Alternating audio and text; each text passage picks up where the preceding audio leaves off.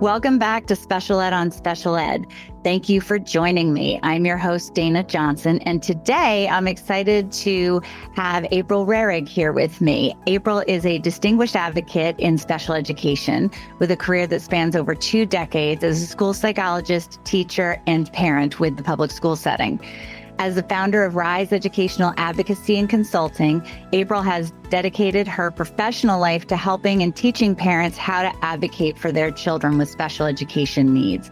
Her unique approach emphasizes strength-based perspectives, promoting team collaboration and communication to empower parents and teachers across the nation. Today, April will share with us lots of great, important information from her background and her expertise. Hi, April. Thank you so much for joining me today. Hi, Dana. Thanks for having me. Well, I'm excited to get into it, and I'm dying to know how you ended up in the advocacy position, because I know we all have a story. But before we get started, I do have to play my disclaimer. So let's get that out of the way. The information in this podcast is provided for general informational and entertainment purposes only and may not reflect the current law in your jurisdiction at the time you're listening. Nothing in this episode creates an attorney-client relationship, nor is it legal advice. Do not act or refrain from acting on the basis of any information included in or accessible through this episode without seeking appropriate legal or other professional advice on the particular facts and circumstances at issue from a lawyer or service provider licensed in your state, country, or other appropriate licensing jurisdiction. April, hi. Thank you so much for being here. As I said, you're a parent, so I presume that might have something to do with how you ended up in the advocacy role, maybe not. But could you give me some background and tell me your story as to how you got here? Yeah, it's important to learn our stories and where we come from and why we're here. I started out, I've always been involved in education since as long as I can remember. My family were educators, and so I always found myself in the classroom. So it seemed only natural when I was a teenager, I wanted to work in education, and I was lucky enough to work in a special education school because back then they had a lot more of them. And I volunteered there and I fell in love and I was like, this is my thing. So in college, I was an undergrad psychology major, but I wasn't exposed to the idea of school psychology. They didn't talk about it as an option. It was just, oh, you can work with adults or in a clinical setting. So I went on my path and I thought, okay, well, I'd like to work with special education, but I'm going to be a teacher because that's what I thought was the options out there. So I became a teacher, and sure enough, Dana, I'm sure if you've been an educator, it's the same thing. Your first year teaching, they tend to give you the most difficult kids. So I got 14 boys, 4 girls in my class. I had a credential to teach EL students. So I got all the students who didn't speak English. Oh, wow. And of course, I didn't get any support.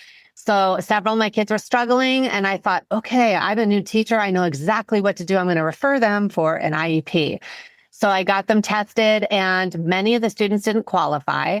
The one that really turned me into school psychology was a student who was failing and really struggling, and he was tested, and I thought, oh man, he's going to get an IEP. All my problems are solved. And we get to the IEP, and the psychologist said, April, he is absolutely gifted. He is so smart. And the reason why he's struggling is because you're not meeting his needs. And it really turned me on to school psychology. And I thought my expectations, I checked those at the door. I really did not know what I was talking about when I thought my child needed an IEP or my student. So I became a school psychologist for 20 years. And I found the profession needing a lot of reform. If you have a lot of school psychology leaders, and I wanted to kind of continue the education realm. So I found that being a school psychologist, many school psychs are not teachers. And so I found myself struggling with assessment writing and really struggling with reports that focus on the negatives and the deficit-based thinking instead of capturing functional academics and really looking at the whole child. So when I was writing my reports, I discovered that there was a better way to work across the aisle. And so it kind of continued to evolve, Dana. And so as I was continuing my journey as a school psychologist, I got married. I had 3 boys, neurodiverse kids, and I became a mom. And throughout that process of going through the IEP process as a parent of 3 boys, I started to really hone in on, what am I doing here? Why are my reports not connected to the IEP? And how can we make these meetings better, right? We're sitting at the table, parents are in it for the long haul. So I really started refocusing and reframing how I advocate. And I found myself moving into the advocacy realm, even though I was a school psychologist. So I left the field right before the pandemic. I opened my business, right? The pandemic hit. And I decided that I needed to write my own curriculum and really help parents understand the process and help parents navigate the process through creating kind of workshops that take you behind the scenes and explain the process and empower families and students. I think that's wonderful because I think that is one of the harder pieces for parents is to understand what they're entitled to and what they're not entitled to. And then once you do, there's no real instruction book on how do you get it, right? So having to go through that with parents, by the time they come to me, things have already gone sideways for so long that we're in a different place. And I often try to be collaborative with a school district because I have a lot of school districts that can be collaborative and want to fix the problems. Some don't so much, but some do. But even if every school did everything they were supposed to do and every parent did everything they were supposed to do, I'd probably still have a job because there would just be disagreements over fundamental issues. But when you talk to parents about advocating for themselves, like where do you start with them? Like, so what would be the first thing that you want parents to understand when they come to you? I think the first thing that I want parents to understand when they come to me is that if your approach is not working, and so most families that come to me, they're like, I am stuck in the process, or I don't know where to start, or I know where to start, but I don't know how to do it. The first thing I tell them is, you know your child the best. And if you want to have a better experience at the table, then you need to change your approach. Just like anything else, right? If we're driving a car and we're always getting speeding tickets, if you keep on speeding, you're going to keep getting the tickets.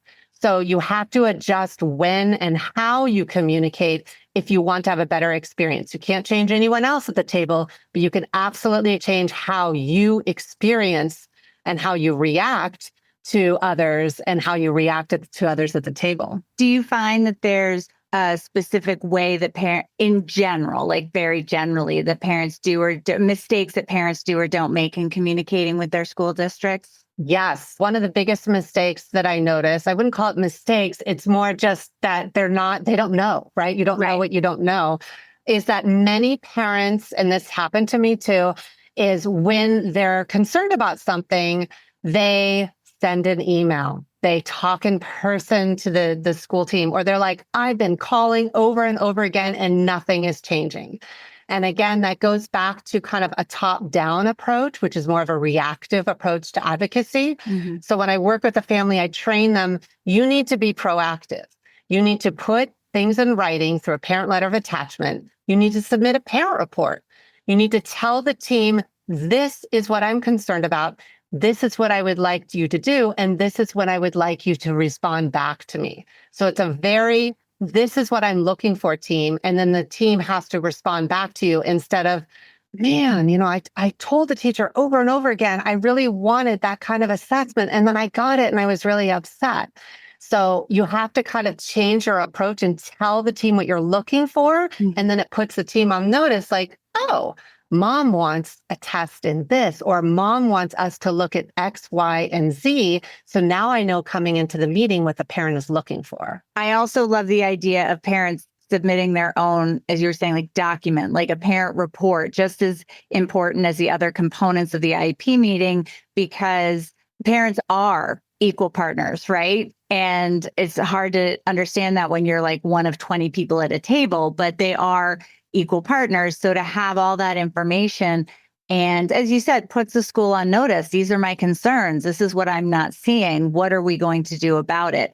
And helps them get those either services or assessments. And when you're talking about assessments, are you talking about when parents are requesting initially? Do you find that parents come to you more frequently before or after they have the IEP? That's a great question. Parents come to me at all different parts, Dana. I really feel like a bulk of my parents come after an assessment. And after they're kind of like, I went through the process, I had my first IEP, and either A, my child didn't qualify and I was shocked, or B, they're qualified, but like I mentioned before, that they're stuck. They're like, this is not going well. I have done everything I can. I've been sending emails. I've been going into the teacher. I've been doing this. And so for me, I feel like I focus on the assessment because I was a school psych, but also As you know, assessment drives the IEP. And so I always go back and look at the assessment. And more often than not, an assessment wasn't done correctly. And what I talk about correct is it's not sufficiently comprehensive. It didn't look at all the suspected areas. It didn't address things. And so that's one of the reasons why the IEP is failing, is because it wasn't done correctly. And the team didn't understand how to incorporate that and connect it to develop an IEP that matches. Yes. And that I think is hard for parents to identify, and that how do you link those evaluations and the recommendations? Because a lot of times school reports don't say what the recommendations are, right? That happens at the IEP meeting. So how do you help parents to understand that better? Like, how do you take those scores or components that the school has assessed and then turn them into an IEP that makes sense, that really does address the needs of the child? I address this when I work with families because I train them. One of the courses that I offer, it's called Understanding Reports, and it trains parents how to read a report. But typically, if you go to one of these trainings, and went to many trainings, like as a school psychologist, and they're like, we're having a report training. What do they talk about? Here's what a standard score is. Here's what a report is. That's not report training. When you look at a report, you need to start at the beginning. And so any good assessment starts from the reason for referral. And what you want to look for is there's three main components of an assessment that are the most important parts. So when I train parents to read a report, I'm like, you don't start at the beginning. You start at the end. And the reason why is you want to look at the recommendations and see if they're meaningful, useful, and relevant, and how those recommendations are there. Then you back it up and go to the referral reason. Why was a child assessed? What are the suspected areas of need and what's a suspected disability? And then you look in the middle is, how did they push that out? How did they cross-validate those standardized test scores with functional academics? And that's one thing that a lot of the IEPs are lacking in, is really understanding what is the level of mastery, what are the underlying and performing conditions that can make that happen? Because we all know that the function of the IEP is to talk about, what are we going to do differently, but also what are we going to do it and how? What are the setups needed to make the child successful? And that's where we really struggle with connecting the reports to the IEP, is determining the setups and embedding them based on a child's strengths. Yes. And when I was talking about recommendations, what I mean is that, at least where I am, when we get school district reports, the recommendation is to discuss it at the IEP meeting. So when we get out of district reports, like private reports or independent educational evaluations, those tend to have them more outlined in their recommendations. So the evaluations that you're using, do you find that you usually have those recommendations are already in there? Or when you say look at the recommendations, are you talking about looking at where did they determine the weaknesses and the strengths were? And this is a real hotbed issue in the land of school psychology, Dana. Yeah. For years and years, when I was a school psychologist, we had many conflicting reports. I had directors that told us flat out, we don't give recommendations. That's illegal. I had other directors that said, you need to give recommendations because actually your report's not sufficiently comprehensive if you don't, which is true. Mm-hmm. And then others that would say, well, you need to give generic recommendations.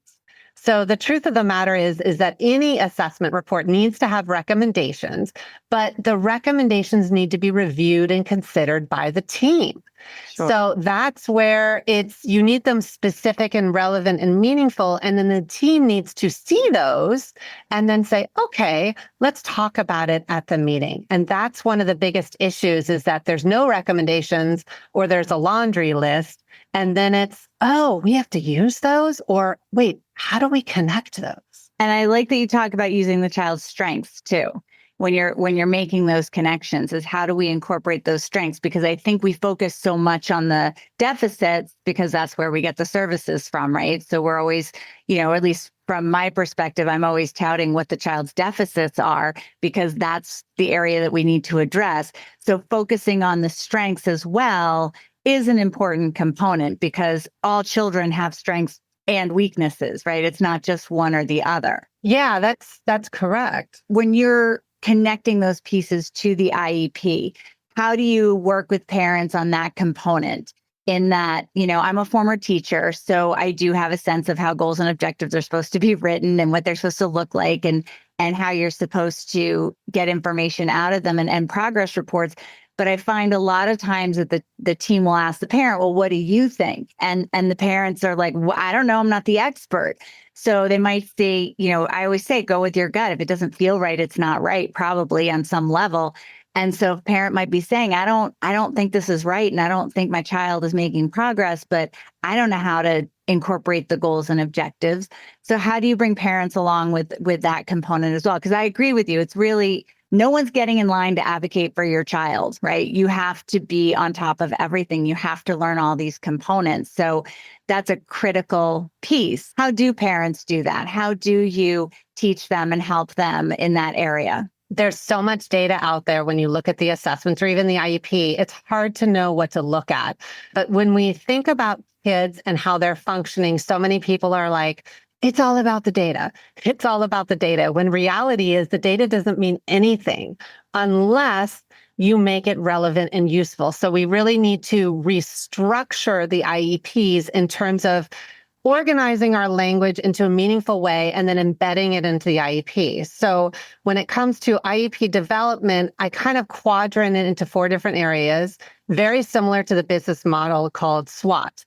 So the first area we want to target on the IEP is strengths. Where do we find strengths? The accommodations. Accommodations are based on a child's strengths. That's what they can do. Then you look at the weaknesses. That's unique learning needs. So this is where they're struggling, right? So that would be the present levels of academic achievement, functional performance, skill areas of deficit. Then we look at opportunities for learning. So this is, right, we've got the baseline now, we've got strengths and weaknesses. What are we going to do differently? And then we want to focus on the barriers. What are the barriers that's impacting the child? So when you kind of embed those 4 different areas and the present levels of performance, then you're talking about where are we at, where are we going to go, and how we're going to get there. And that's why you want to see goals that say baseline, projected area, and how, right? The underlying and performance conditions that are going to be the how. So in that present level section, you want to see accommodations.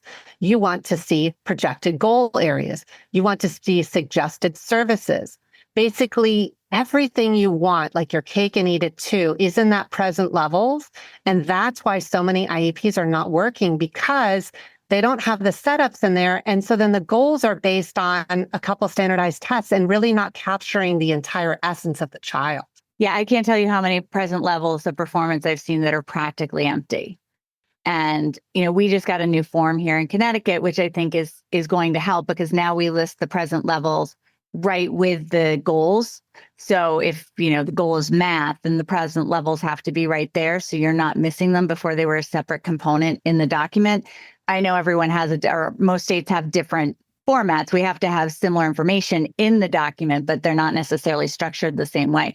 But before, I used to see a lot of empty performance levels of performance, or areas that said, close to grade level or something like that, which isn't giving me the information I need to program for that child. Yeah, that's exactly the case. And I think this brings home one of the reasons why I like to work across the aisle and work with teachers, is that teachers, and many of your teacher listeners out there, even for school psychs, we don't get the training that we need. We don't get IEP training. That's just the reality.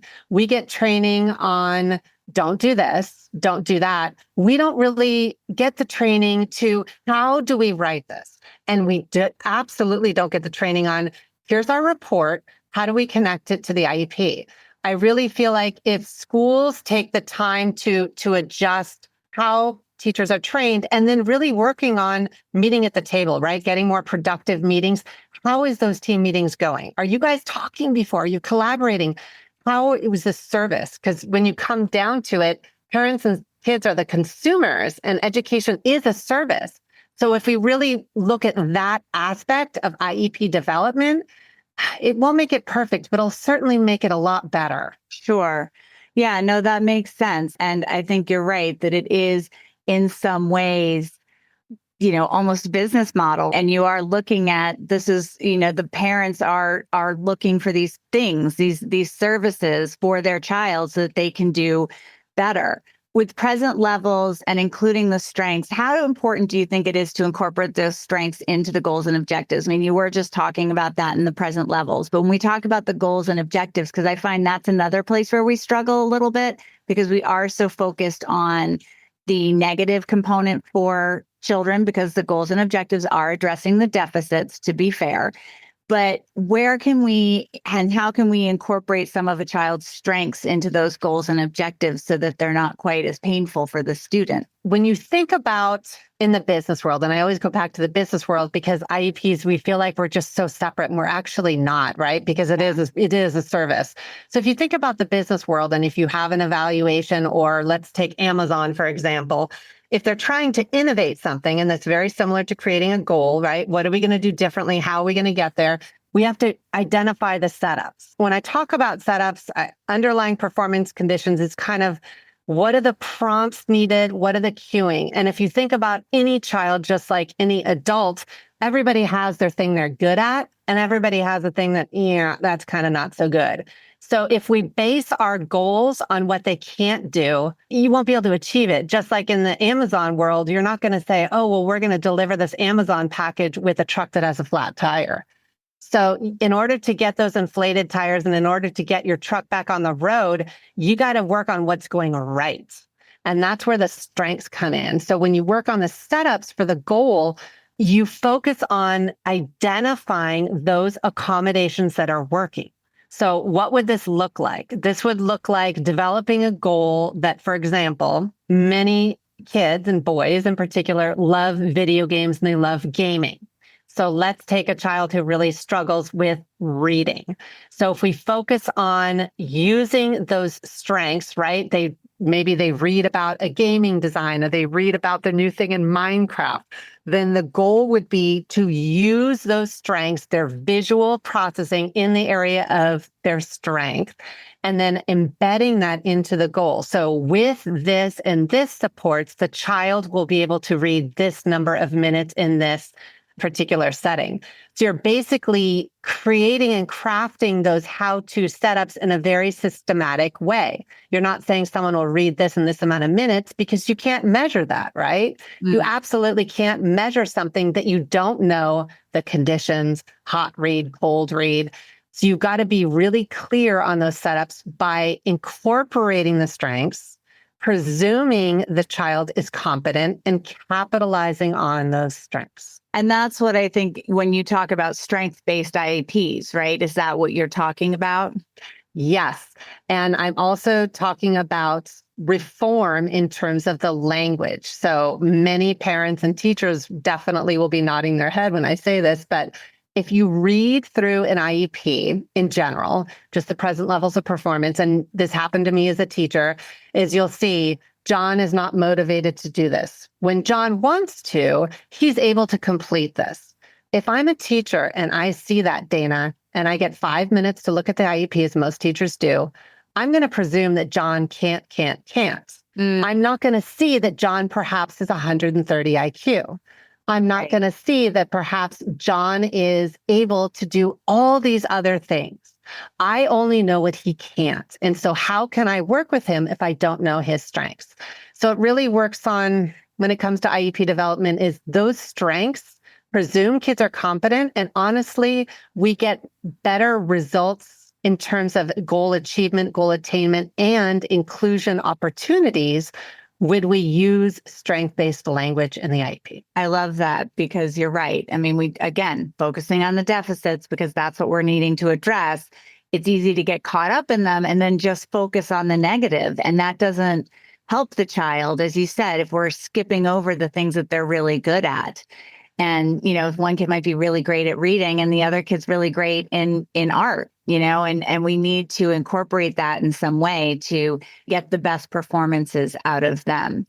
We talked a little bit about parents being the equal partners, but parent participation in the creation of the IEP is so critical. And we know that, they're not all teachers or experts. So there's a lot that they're starting from zero on.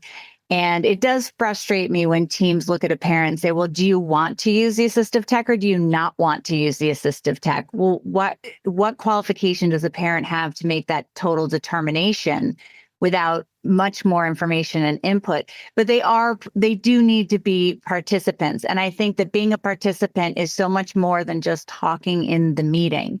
So how do you advocate for your parents or teach them how to advocate so that they are participating, so that they are equal participants in the process? That's a great question, Dana. And this is one of the biggest reasons why I feel like that teams really struggle at the table and why there's so much disconnect. And honestly, why, if you think about it, when you're at the IEP table, the relationship between the parent and the school is very much like a marriage.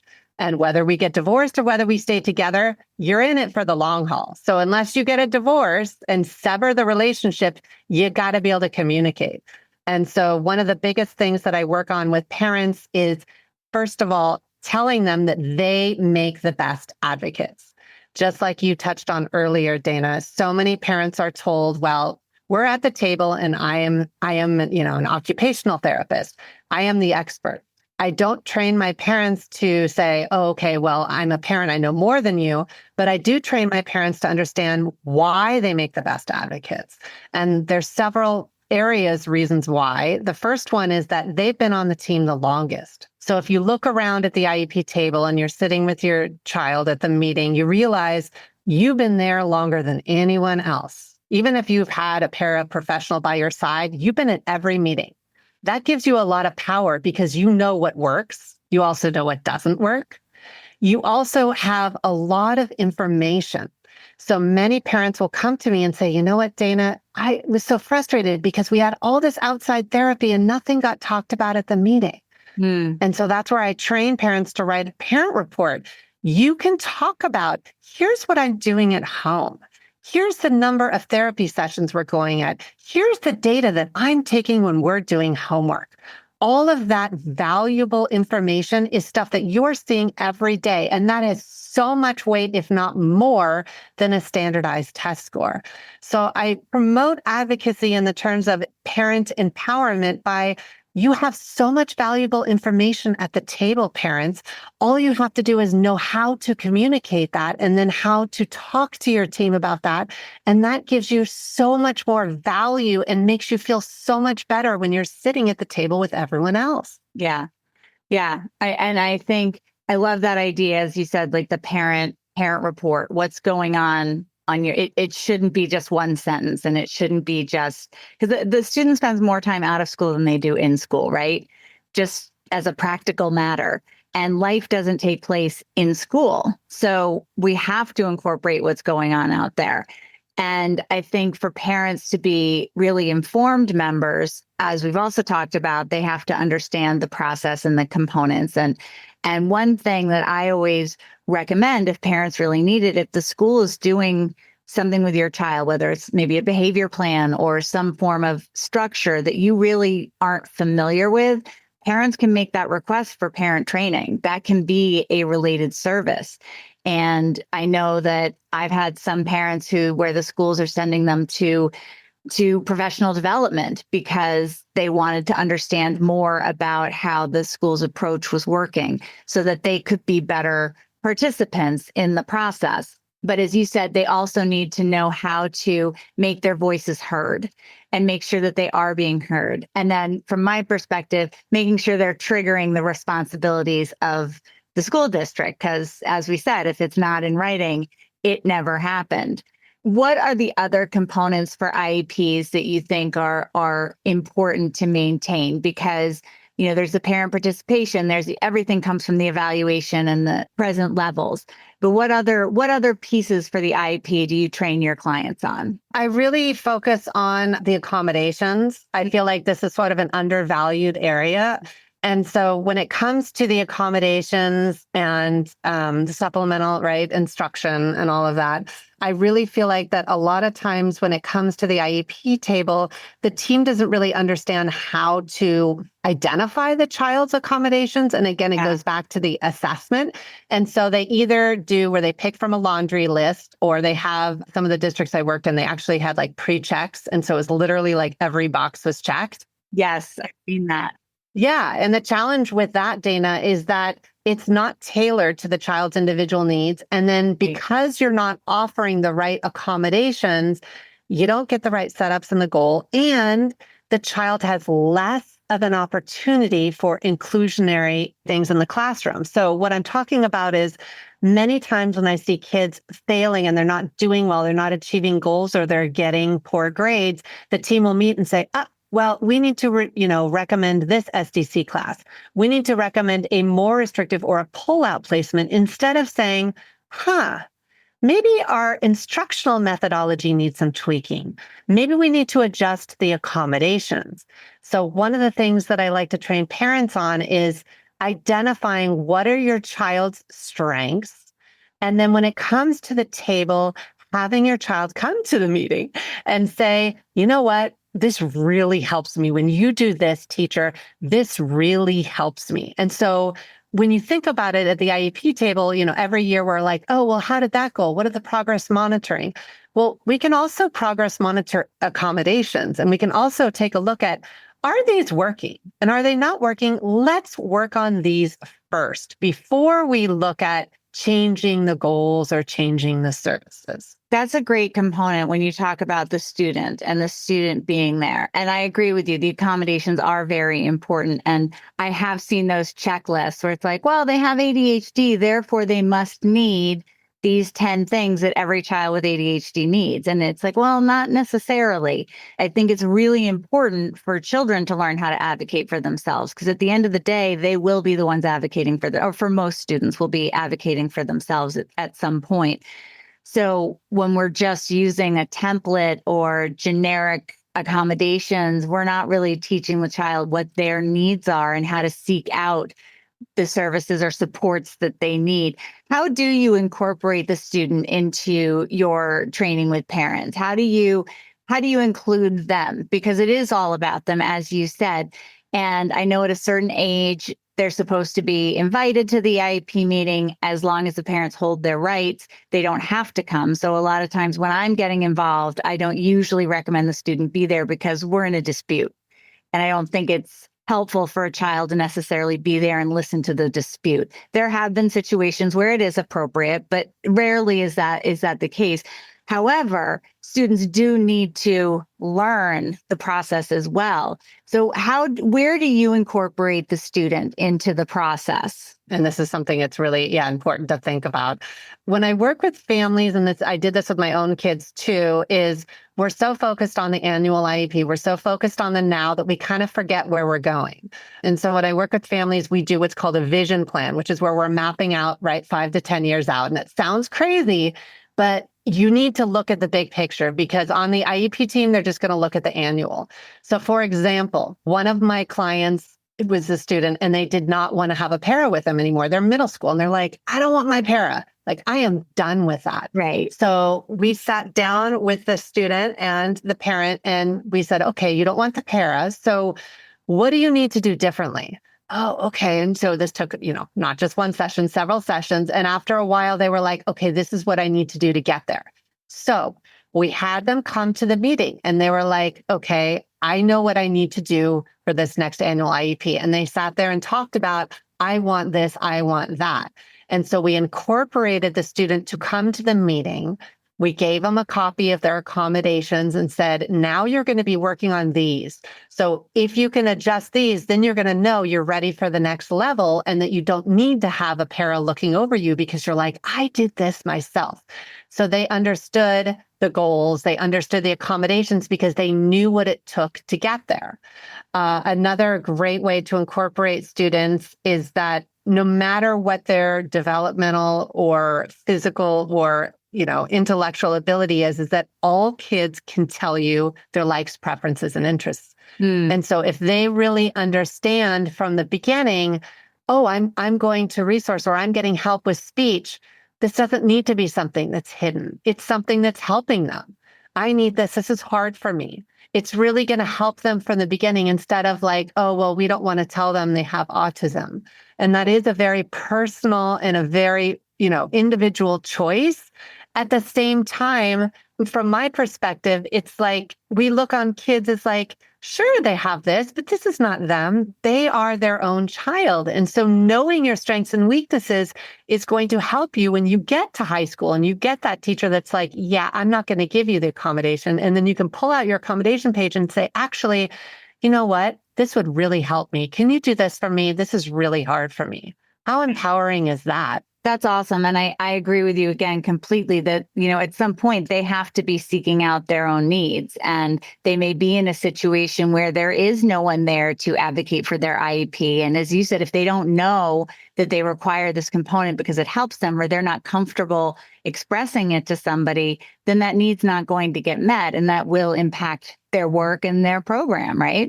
Exactly. I often have just, when I'm, as I said, and when I'm involved and there's a dispute, I don't really like having the kids there for it. But a lot of times what we'll do is maybe have the child come for 10 or 15 minutes at the beginning or end to talk about their program. And like, as you said, what they like, what they don't like, what's going well, what's not. And then we sort of say, thanks. And then we go on and we discuss our disputes or whatever those components are. So there are ways to always incorporate the student.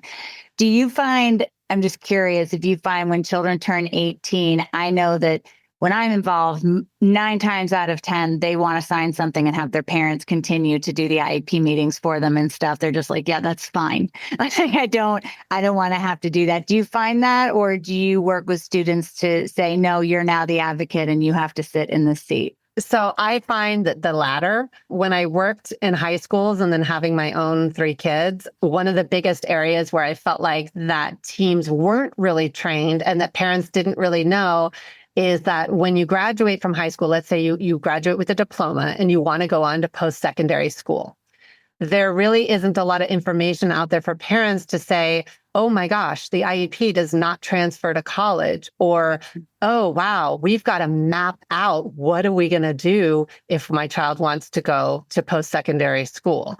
When I was working at a high school, Dana, we would come to the annual IEP, and then we would have kind of the final IEP. That's the way we called it in California. And so all of a sudden, I got the same question at every meeting. Okay, like, what do we do when we go to college? Like, how do we transfer the IEP? And then the student was like, well, where do I get my IEP? Like, what's on my IEP? And they didn't know. And so these poor families were really stuck kind of figuring it out the last couple months of senior year. Mm-hmm. And I really felt like, wow, like we need to really train teachers better to understand how to kind of take those things to post-secondary schools if that's what's on their transition plan.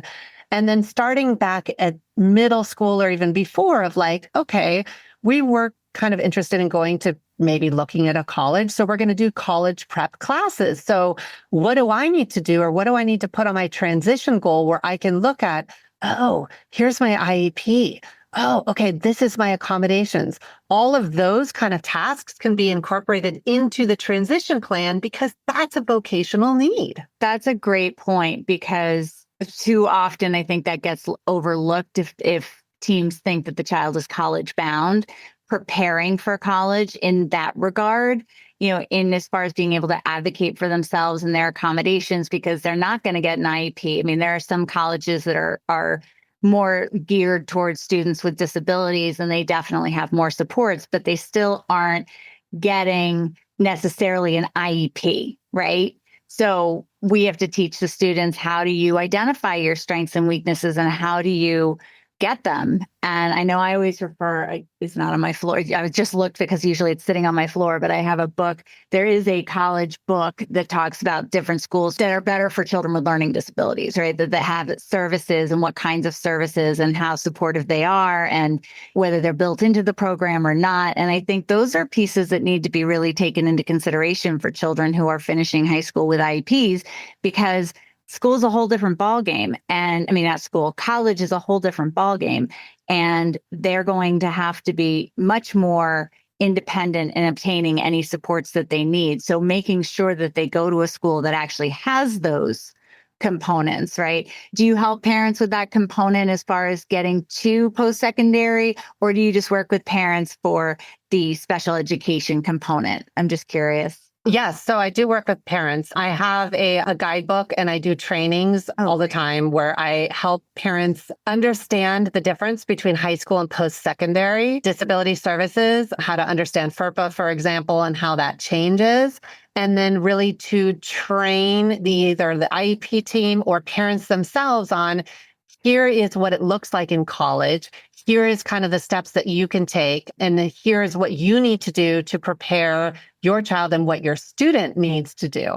So yes, I do work with families. I don't work with families to, interface with them directly for saying, okay, for example, you got denied those accommodations. That's something that I don't do, but I definitely train parents, teachers, and schools how to transition those services.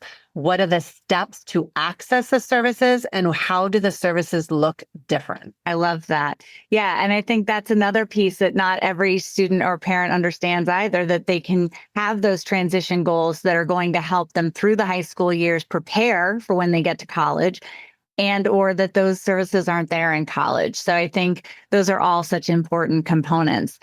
We have covered so much, April. Am I missing something? Is there, I feel like we've gone through pretty much the whole process that parents go through that you advocate for and that you help parents advocate for and learn how to in the process. Am I missing something? We missed something? No, I don't think so. I mean, I think we covered, like you said, a lot of ground. And I think we've kind of championed parents and students. And like I said before, to me, I feel like that the reform that's needed in special education is really empowering parents at the table and really kind of bringing back home of what are we doing when we're capturing, a child's needs at the IEP table, and why does a child need an IEP and how can we make it better? Absolutely. So for the parents who are listening here and they're saying, oh my God, I've got to find April because, she speaks my truth and I need to be trained by her. How would they find you? Where would they reach out to you? So they can reach out to me on my website, riseeducationaladvocacy.com.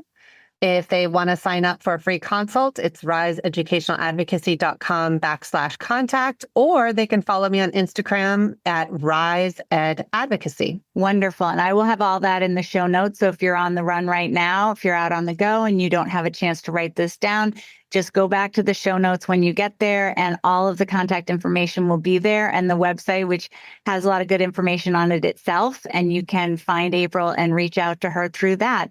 So thank you so much for joining me, April. This is so important for parents to know. Thank you, Dana. I had a great time. Thank you so much for joining me today. Please don't forget to follow this podcast so you don't miss any new episodes, and leave a review when you have a chance. If there's anything you want to hear about or comment on, please go to my Facebook page, Special Ed on Special Ed, and find me there. I'll see you next time here on Special Ed on Special Ed. Have a fabulous day. The views expressed in this episode are those of the speakers at the time of the recording and do not necessarily reflect the official policy or position of any other agency, organization, employer, or company, or even that individual today.